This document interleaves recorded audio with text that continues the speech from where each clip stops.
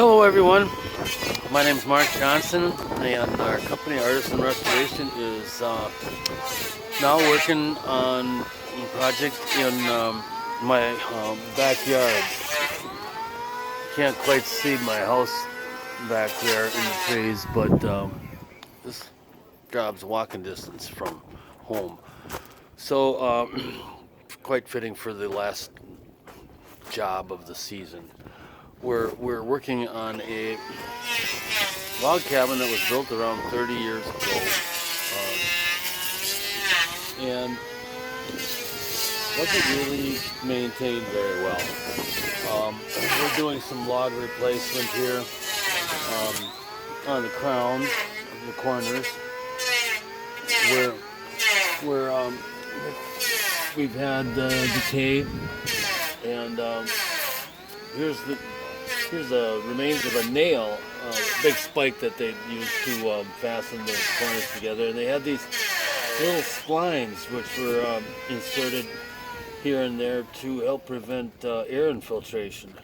Too bad they didn't bother to do a very good job of caulking so that the water infiltration was kept down to a minimum.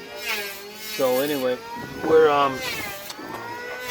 we're replacing some of these logs here. We're going to put a new half log in there. We're not going to replace the whole log. And the biggest one that we found is right up here over the top of the door. There was basically caulking failure at the top of the joint here, and because it was up high, no one could see that that's what was going on. And anyhow, I've gone up there and I've taken out the spikes and ground them out with the grinder. And as a matter of fact, you can see this smoldering material down here that's actually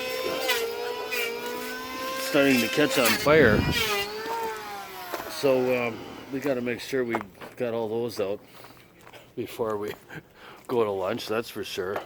But I'm cleaning out the decay with kind of a homemade tool here. This is a mason's hammer. That works pretty good. And the other tool that I'm using here is the hand adze. This old one here is actually called a Cooper's adze. And Cooper was the guy that made barrels years and years ago, and he would use this to smooth out the surface on the inside of the barrel. The barrel staves didn't always line up. My goodness, look at this stuff here.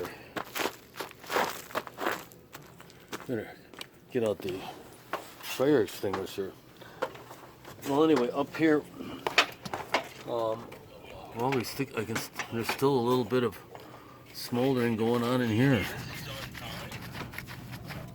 So these are the spikes that I cut off up here, and I'm going to fill this area with epoxy consolidant today, and then after it dries we'll come back and we'll use an epoxy wood filler along with chunks of wood, much the same way that you would put rocks and sand in concrete in order to extend the volume of the concrete.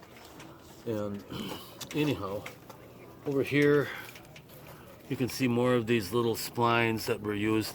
In this particular case, they were used to join these two logs together and prevent air infiltration, but the water infiltration is what's caused all this damage here. So anyway, we'll be cutting off this one back a little bit further, because as the moisture gets into this joint, it works both ways, and it's decayed probably 4 or 5 inches of this log here too. So we'll take that out and replace it as well. So anyhow, that's the start of our project at at the Westwood Marina. We'll see you next week.